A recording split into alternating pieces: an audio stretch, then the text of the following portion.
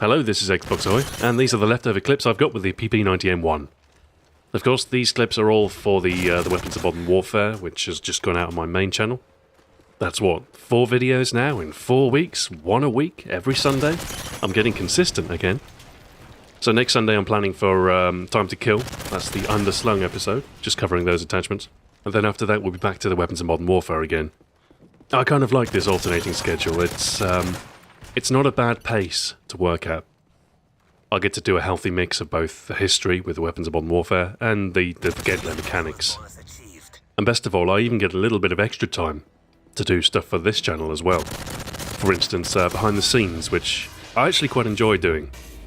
I actually have another episode ready to go, but I kind of want to get into a regular schedule with that as well, so I'm holding out until Tuesday or Wednesday. I mean, they're unscripted, they're simple enough to do. And it's a chance to sort of show work in progress, raw footage, early versions of different sequences, stuff like that. In the next episode, I cover the making of Ultimate Weapon, and I'll probably do some of the stuff like I do in Time to Kill as well. I might do a whole episode on the intro for Time to Kill. That's one particular sequence that underwent quite a few revisions. Oh, and I might just have another Beverage Guide Express in the works. Plus a couple of other surprises, but you'll forgive me if I keep a couple of aces up my sleeve. Anyway, I suppose I should rather talk about my experience with the PP90M1. But I have a feeling you probably know how the weapon handles, seeing as it's a pretty popular choice amongst the MW3 fanbase. Probably because it's fairly easy to use. It's definitely very forgiving. You'll find the weapons with a good fire rate generally are pretty forgiving to use, and I suppose the PP90M1 has a good blend of damage as well.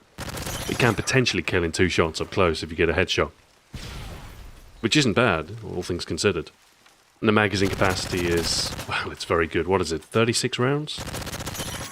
One thing I was actually quite surprised at was the long-range scopes on it. I thought they'd be terrible. I mean, one of the key weaknesses of the PP90M1 is its low range damage. It's, 17, so it's a 6-hit kill at a distance.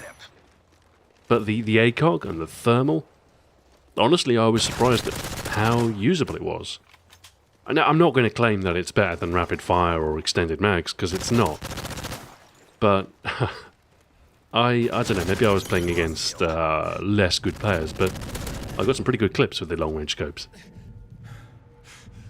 I guess it's just the phenomenal rate of fire. I mean, it's kind of recoily, but it fires bullets so quickly. As long as you can just sort of rest the stream of bullets onto your target, you're going to kill them in fairly short order. You'll notice in some of these clips I'm also using the Glock 18, or the G18 as it's called in game. It's a fairly good complement for the PP90M1. I don't know, obviously it's not as good as the FMGs.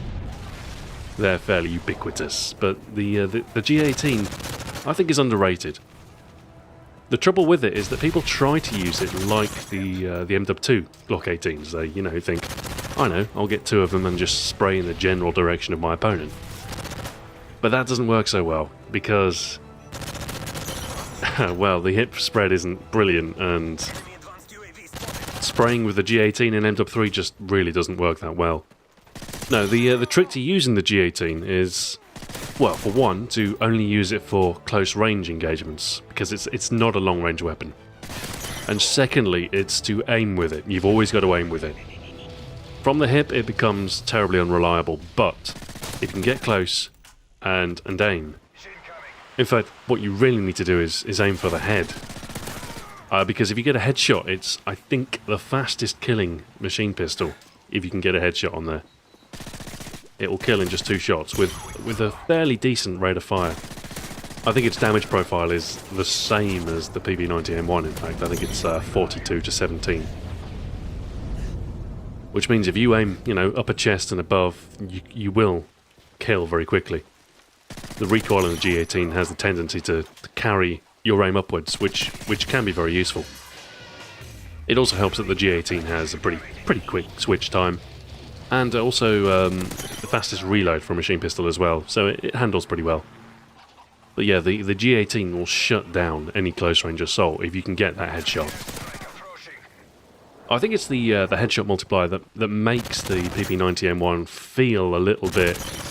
You know when you get a kill and you think, how did I get that kill? I think I think it's the headshot multiplier that does that sometimes. Like if you strike somebody in the body and then you just happen to catch them in the head, that's it, they're down. 2-shot kills, you're out of it, boom. Which is great, but it does feel a little bit BS when it happens to you. I mean, it's fairly easy to see why people like using this weapon, when all you have to do is just look in the general direction of your opponent and pull the right trigger. And, oh, I've got a kill. Fantastic. I think the general consensus is if you can aim, the MP7 is probably better. You get a larger mag for one, and it's very much a more stable firing platform at a sort of a mid to long range, which kind of negates the advantage of, say, using an assault rifle. But no, the PP90 definitely fares pretty well in close-range gunfights. That's one of the reasons I chose to use it, actually. The great thing about not having a specific order for the weapons of modern warfare is I can pick all the easy weapons to do first. That's probably why I'm doing the Type 95 next. Although I'm planning after that probably to cover the KSG-12.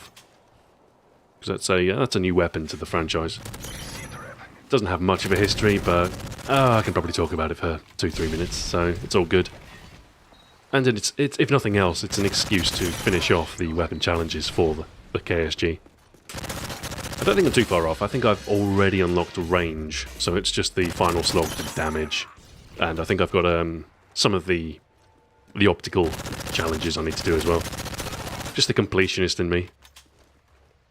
As far as general tips for the PP though, dare I say it, all you need is steady aim, really. Steady aim has a surprising effect. It doesn't appear to make much difference to the size of your reticle. It cuts off a third of the radius of the spread of your hipfire, but in terms of overall bullet spread area, that amounts to, I think it's about 2.1 times increase in effectiveness to hipfire. Which, when paired with a weapon like the PP90M1, is remarkably effective. Quite honestly, you could use the PP90M1 from the hip and never aim with it and still do pretty gosh darn well. For your other perks, well, sleight of hand's nice to have in the first perk slot because it is the slowest SMG to reload. And also, you know, the increased weapon switch can be useful. And, well, I mean, scavenger would be nice, because it does chew through your ammunition supply, but no, really, sleight of hand's probably the way to go. Your second perk's a little bit more open. I think, I can't remember what I was using. Possibly Hardline. Hardline with Specialist is pretty good. Especially if you're after completing the Hardline challenges. Quick Draw's fine, I mean, especially if you like to use your equipment. Quick Draw's pretty useful, but as far as aim speed's concerned, it doesn't really matter. You've already, I mean, generally speaking with the SMGs, Quick Draw is less of a necessity. It's only really the assault rifles and the sniper rifles I'd have to use Quick Draw with. You could argue the LMGs as well, but I generally favour to use Stalker with those and keep the sights up at all times. That tends to be the better strategy, I think. So really, the second perk is up to you. I suppose you could use Assassin, I guess. But I don't know if the PP90M1 really suits the stealth role too well. Because of its poor long-range damage, and because of its generally poor range statistics, I wouldn't advise suppressing it. Because you're going to lose a lot of damage, and, you know, that 2-shot with a headshot kill is very, very useful. So you do want to preserve that for as much of your effective range as possible. So I always feel, you know, the suppressed PP90M1, you kind of lose a lot of its potency. But hey, you know, if Assassin is a perk you like to use, then go ahead and use it. Personally, I like to go without it, because I like to, you know, be the centre of attention in a free-for-all match. I like people to come to me. Because the more people come to my general location, the more kills I'm likely to get in short succession, which means more clips. It's not necessarily good for my KDR, and it's not necessarily good for my streaks, but, you know, it suits the type of gameplay I'm after. So, when I'm recording, I tend not to go for, like, you know, stupidly long streaks, Moabs, or anything like that. It's really all about intensity of kills. A clip is consisted of a kill after a kill after a kill. Long pauses and delays generally kill off a clip. I suppose deaths kill off a clip as well, but it's kind of I favour a high risk, high reward style of play. So rather than playing cautiously, I'll run into the thick of it and rely on, you know, my my reflexes, which are rapidly failing with age, and the speed-based perks to sort of help keep me alive, rather than stealth. Anyway, thanks for watching. On this channel, expect to see another behind the scenes within a couple of days, probably a couple more reviews as well. And I'll be back on Xbox Ahoy next Sunday.